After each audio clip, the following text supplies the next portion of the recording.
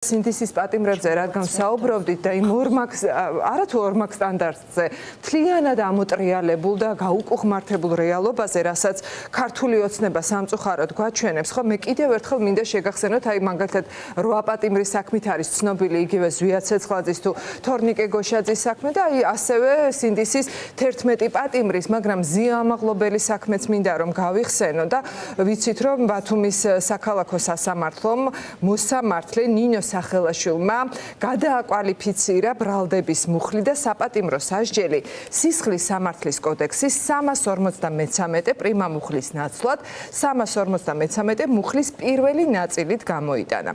ზია ამაღლობელს ვიცით რომ ბრალი ქონდა წარდგენილი პოლიციელზე თავდასხმის გამო, რაც აი რომ სილა რო ეტკინათ გებუაძეს, მაგის გამო 4-დან 7 წლამდე თავისუფლების აღკვეთას ითვალისწინებდა და შემდეგ უკვე როგორც გითხარით გადააკვალიფიცირა ეს მუხლი და 2 წლით მიუსაჯა პატიმრობა.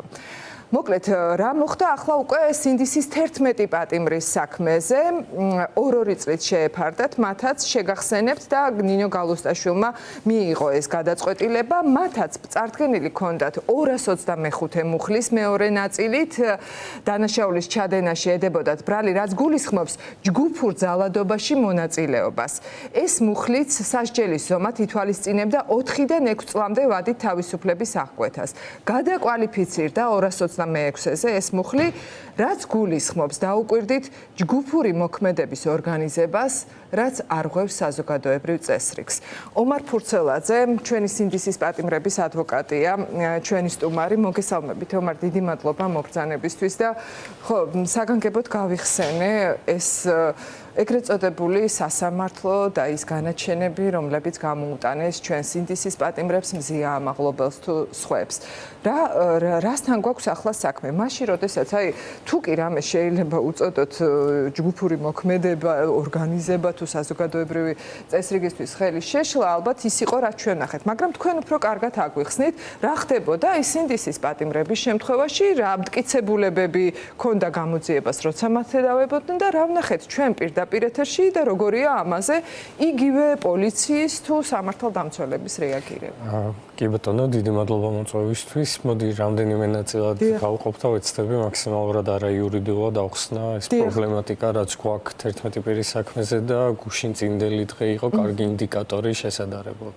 პირველი და ყველაზე მნიშვნელოვანი არის ის, რომ არ არსებობს დანაშაული კონტექსტის გარეშე. დანაშაული კონტექსტის გარეშე ეს არის კაზუსი, რომელიც შეიძლება უნივერსიტეტში ან ლიტერატურაში განვიხილოთ. რეალურ ცხოვრებაში ადვოკატი, პროკურორი, გამომძიებელი და მოსამართლე ყველა ვიღებთ მხედველობაში, ან უნდა ვიღებდეთ იმ გარემოებებს, რაც ხდება დანაშაულის ჩადენის შემთხვევაში, ლოკალურად, იმ კონკრეტულ ადგილას, დროში და ასე შემდეგ და რა ხდება გენერალურად. სამართალს აქვს ესეთ თვისება, რომ როცა ჩვენ მართლმსაჯულებაზე ვლაპარაკობთ იმაზე, რომ ის უნდა იყოს განშტვეტადი, ის უნდა იყოს პროგნოზირებადი და ის უნდა იყოს გასაგები და აღქმადი როგორც სამართლიანი. ეს პირდაპირ ვალდებულება ამ სამართლის მიიღოს იმგვარი გადაწყვეტილება, რომელიც არა მარტო კანონიერია, არამედ სამართლიანია და სამართლიანი არის აღქმადი მსმენელის და ადრესატის მიერ. ის პირდაპირ დავალებაა კანონის მიერ და ის არ არის რაღაც სასურველი, ესე ვთქვათ, ან რეკომენდაციის ხასიათი სამართლისთვის. ეს არის მისი ვალდებულება შესასრულებლად. მოდი ახლა დავუბრუნდეთ და ვილაპარაკოთ 11 პირის საქმეზე. ერთ-ერთი ხაზი, რომელსაც დაცვის მხარე ავითარებდით, იყო ის, რომ მართლმსაჯულება იყო ფრაგმენტული. და რას ნიშნავს ფრაგმენტულობა? თუ შენ ამბობ, რომ პირობითად ვამბობ 11 პირიდან ვინმე გურიმ, ჯანომ, ონისემ, ანდრომ ჩაიდინეს დანაშაული და შენ ხარ სახელმწიფო და ამაზე რეაგირებ იმ კონტექსტში, რომ დანაშაული უნდა აღკვეთო და მათ შორის კონკრეტულ პირს პასუხი აგებინო ის მიერ ჩადენილი ქმედებისთვის, არ შეიძლება გვერდით ყავდეს 500-მდე დაუსჯელი ადამიანი პოლიციელებზე მაქვს საუბარი ძირითადად. ის ძალიან მნიშვნელოვანია და ის იყო ერთ-ერთი მთავარი და მნიშვნელოვანი ხაზი, რომელსაც ვავითარებდით, რომ უამრავი დანაშაული, მათ შორის გაცილებით მძიმე დანაშაული იყო რეაგირების გარეშე დარჩენილი დეკემბრის თვეში. და ამის ფონზე იმაზე ვლაპარაკი, რომ ვინმე ხელსაწმენდი გაისროლა რაიმე მიმართულებით ან საგანი არავის არ მოხვედრია, დავანებოთ მართლმსაჯულებას თავის საზოგადოებისთვის არ უნდა იყოს პრიორიტეტული, როცა უყურებს ადამიანის დალეწილ სახეს და უყურებს რამდენიმე ადამიანი მათ შორის მძიმე სამედიცინო დახმარებით გვახსოვს ხო, რომ კომატოზ მდგომარეობაში იყო ალექსი მათ შორის აქციაზე დაშავებული ბიჭი. კი ბატონო, თირქია. ალექსი თირქია, კი ბატონო. როცა ჩვენ ნახეთ, რომ ალექსის შემთხვევასთან დაკავშირებით, გურამ როგავას შემთხვევასთან დაკავშირებით, მაკაჩიხალძის შემთხვევასთან დაკავშირებით რეაგირება არ მოყოლია, შეუძლებელია საზოგადოების დაკვეთა ყოფილიყო, მაგალითად რეზო კიკნაძის პატიმრობაში ყოფნა, მაშინ როცა ფაქტობრივად პროკურატურაც თანხმდებოდა ამაზე, რომ ხელსაწმენდი იყო უბრალოდ ჯიბიდან ამოღებული და ისე ქაღალდის ხელსახოვი. ქაღალდის ხელსაწმენდი, კი ბატონო. რომელიც მოხდა თუ არა ვინმეს, ესეც კი ვერ დაადასტურეს. არა, დადასტურებული არ ყოფილა არც ერთ ეტაპზე, უფრო მეც გეტყვით, პოლიტიკური თანამდებობის პირები ორკესტრირებულ დისკრედიტაციის კამპანიას ეწეოდნენ 9 თვის განმავლობაში და იყენებდნენ ტერმინებს, როგორც არის უსინდისო, მოძალადე, ასე შემდეგ, ასე შემდეგ. სასამართლოს კვალიფიკაციის ცვლილებით, რომელსაც ჩვენ არ ვეთანხმებით, ბუნებრივია, გადაწყვიტა და თქვა ისეთი რამე, რომ ეს ადამიანები მოძალადეები არ არიანო და არც ერთი მათგანისთვის ძალადობის ჩადენისთვის არ მიურჩია. ანუ რა გამოდის, რომ ეს პოლიტიკური თანამდებობის პირები 9 თვის განმავლობაში ორგანიზებულად იტყუებოდნენ, ხო და როცა ჩვენ ვამბობდით, რომ უდანაშაულობის პრეზუმპციას არ ღვევდნენ, ნამდვილად არ ღვიეს უდანაშაულობის პრეზუმპცია, იმიტომ რომ აი ამ სასამართლომაც კი დაადასტურა, რომ ძალადობას ადგილი არ ქონია. ამდენი თვის განმავლობაში აი ასე ეძახდნენ მოძალადეებს და დამნაშავეებს და დღეს ახლა იმ ხალხზე ამბობენ, რომ კი ბატონო, ეხლა კონტრასტისთვის გადმოვიდეთ და ვნახოთ რა ხდებოდა გუშინ წინ და რა არის ორგანიზებული ძალადობა. ორგანიზებული ძალადობის ერთ-ერთი ელემენტი არის, რომ უნდა არსებობდეს შეკავშირებული ჯგუფი, შეთანხმებული, უნდა ქონდეთ საერთო მიზანი და განაწილებული უნდა ქონდეთ როლები. რა ვნახეთ 8 სექტემბერს მელიქიშვილის გამზირზე. მელიქიშვილის გამზირზე ვნახეთ ადამიანები, რომლებიც ერთ ორგანიზაციაში მუშაობენ, რა მნიშვნელობა აქვს ეს პოლიტიკური პარტია თუ ნებისმიერი რამე სხვა, ფინანსდებიან ამ ორგანიზაციიდან, ყავთ ხელმძღვანელები, ყავთ უფროსები, ყავთ დავალების გამცემები, ყავთ ამსრულებლები. ეხლა როლებს რო გაანაწილებენ, მთავარ სპეციალისტს დაარქმევენ თუ ჯარისკაცს, ეს მათი გადასაწყვეტია, მე ვერ შევალ კომპეტენციაში, მაგრამ თუ ორგანიზებული ძალადობრივი ჯგუფის რაიმე ნიშანი არსებობს ბუნებაში, ყველა მომატებული ჭარბი დოზით იყო ნაჩვენები 8 სექტემბერს. ჩვენ ნახეთ ორგანიზატორები, ჩვენ ნახეთ კოორდინაცია, ჩვენ ნახეთ ურთიერთშეთანხმება, ჩვენ ნახეთ განაწილებული როლები, ნახეთ დევნა კონკრეტული სამოქალაქო პოზიციის მიზეზით. ეხლა იმაზე საუბარი, რომ აქ რეაგირება არ მოხდა ამ დროის განმავლობაში, ძალიან დიდ ბოდიშს ვიხდი 126 მუხლის პირველი პრიმა ნაწილი, რაც ორგანიზებულის გარეშე უბრალოდ ჯგუფურად ჩადენილ ძალადობას გულისხმობს, არ არის ადეკვატური აღწერა იმისა, რაც მელიქიშვილის გამზირზე ჩვენ თუნდაც ტელევიზიებით ვნახეთ და ვიხილეთ ჩვენ თვალით.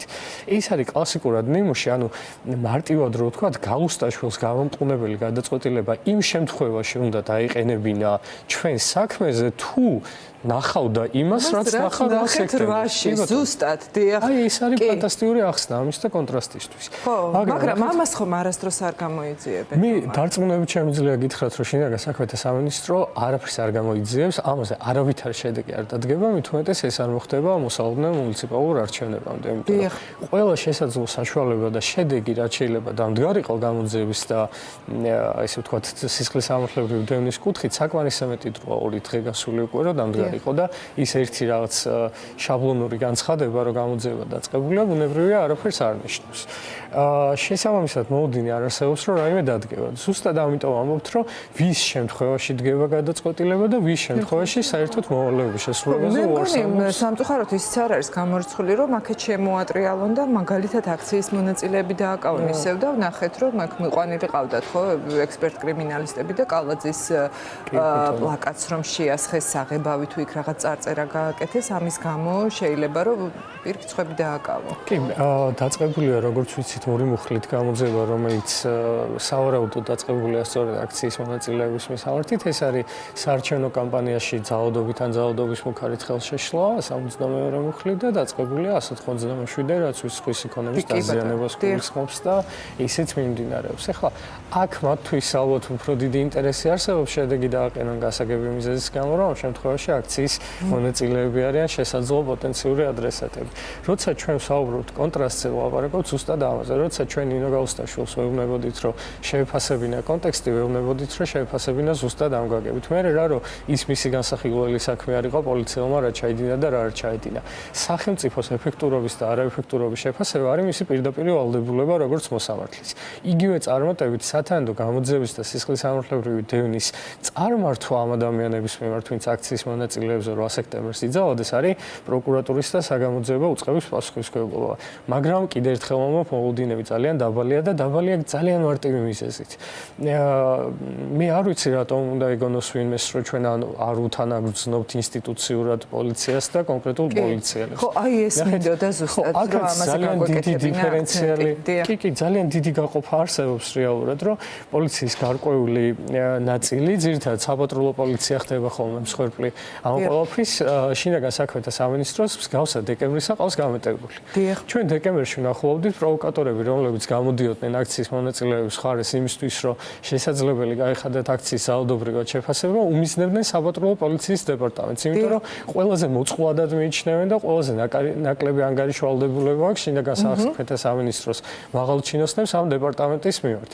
ძალიან წყდება გული, იმიტომ რომ ადამიანურად ყველა აქცია იქნება, ყველა კონტექსტი იქნება დეკემბრიდან მოყოლებული ამ ადამიანებს ურტყავენ მათივე პროვოკატორები ქვებს, ამ ადამიანებს აზიანებენ ჯანმრთელობას და 8 სექტემბერს ძალიან ცუდი უსიამოვნო სანახავი იყო, როგორც რიგითი მოქალაქისთვის საპატრულო პოლიციის და კრიმინალური პოლიციის დეპარტამენტის ფორმაში ჩაცმულ ადამიანებს, როგორ ურტყავდნენ ბოთლებს, აგინებდნენ სახეში, აფურთხებდნენ ტიტუშკები და სამწუხაროდ ამ ადამიანებს მე არ ვიცი რა ვერც რეაგირებდნენ და ვნახეთ ასევე ომარ ნახავდით თქვენს იმ კადრს, როცა რაღაცა ხელჯოხი თუ რაღაცა აქვს და კი ბატონო თუ ოდესმე ჩვენ გვექნება დაუცლებად გვექნება ამ პროცესების გადახედვის და რაღაც რეტროსპექტულად განხილვის შესაძლებლობა. აი ეს დიალოგი არის ხო საინტერესო, რომ ტიტუშკა რომელიც ხელკეთით დარბის წინ და უკან პოლიციელი მიდის და ეუბნება რომ თქვენიანი ვარ, ოცნებიდან ვარ და მოდი ამ ხელკეთს მე დავმალავ ჩემთან.